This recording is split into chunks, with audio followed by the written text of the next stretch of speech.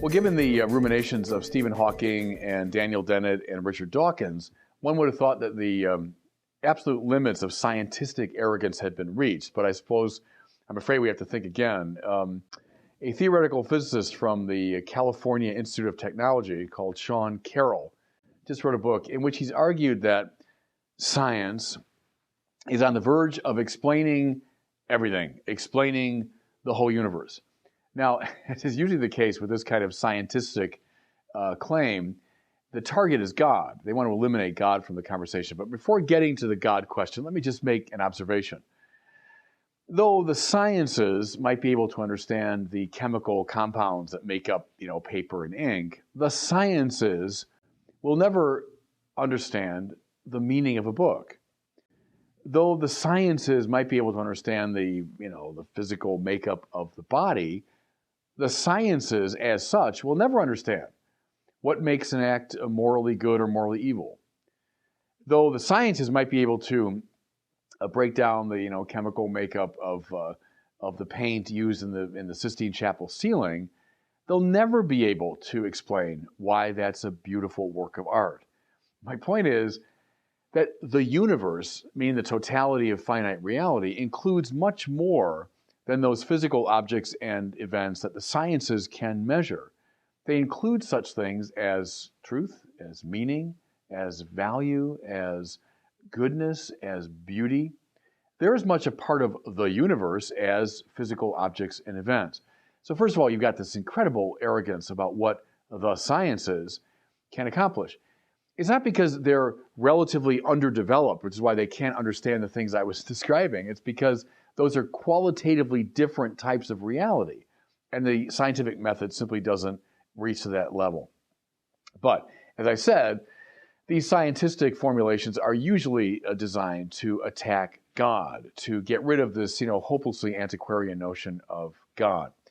Now, Carroll's argument takes the form, really, of Laplace's famous argument.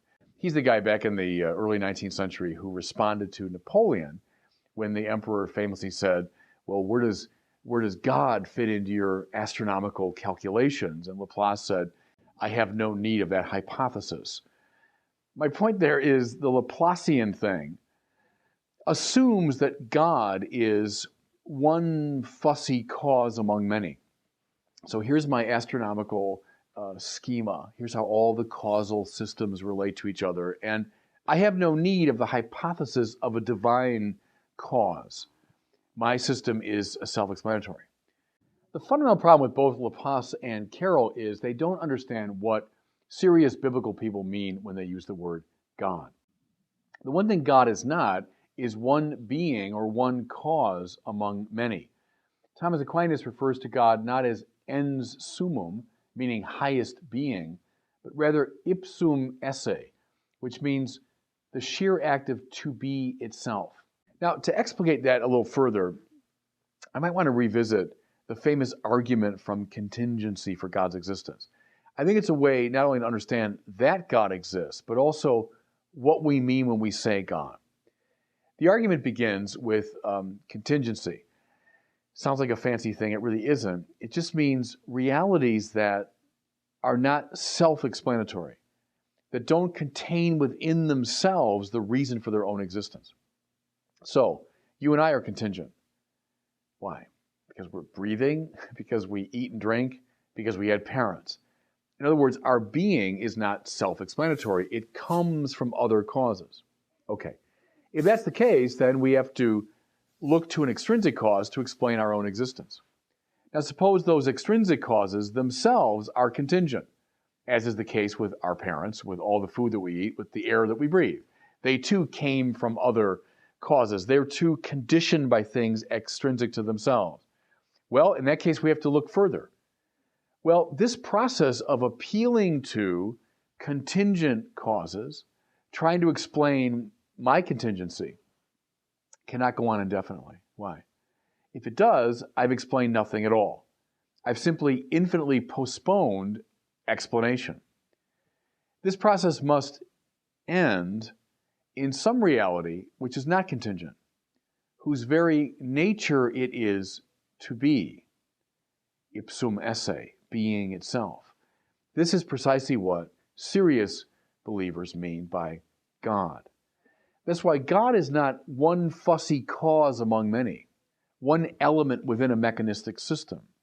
God is rather the answer to this question. Why is there something rather than nothing? Why should there be a universe at all? What finally explains contingent reality?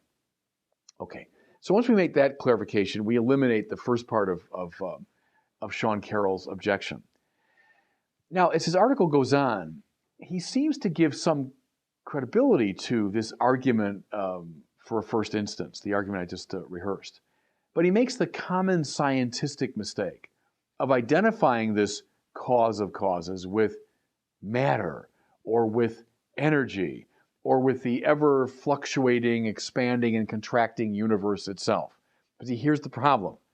It's simply question-begging. If you say the cause of causes, the unconditioned ground of contingency is matter, you're in a conundrum. Why? Because matter, by its very nature, is in one state rather than another. It's here rather than there. It's this color rather than that. It's this condition rather than that.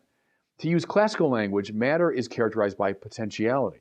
So think of our own bodies. Think of this bookshelf behind me. It's in one particular material configuration. It could be in another one. I could burn it into ashes. I could color it differently. I could move it from place to place. The point there is we have to explain, therefore, why it's in this configuration. It's not self-explanatorily in this configuration. I have to appeal to an extrinsic cause.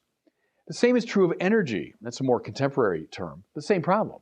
Energy is in some state, some configuration, some manner of being. It could be in another. Therefore, I have to invoke an extrinsic cause to explain why it's this case rather than that. To appeal to the endlessly fluctuating or expanding or contracting universe as a whole is just as much of a non-starter. Why? Because it's simply that problem now writ large. Why is the universe expanding rather than contracting? Why is it contracting rather than expanding? Why is the fluctuating vacuum, they'll use that term sometimes, in this state of fluctuation rather than that? To appeal to matter or energy is to appeal to something that's by its very nature contingent.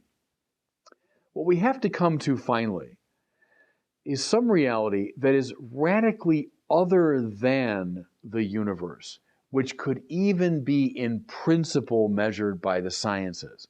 Now there's my ultimate point here in this commentary. The claim that the sciences can adjudicate the question of God is in itself ludicrous. Now, philosophy can shed some light on God so construed, and I've just done that. But the one thing the sciences can never do is eliminate the possibility of God or disprove God in any way. Those who claim otherwise are simply guilty of a scientistic mistake.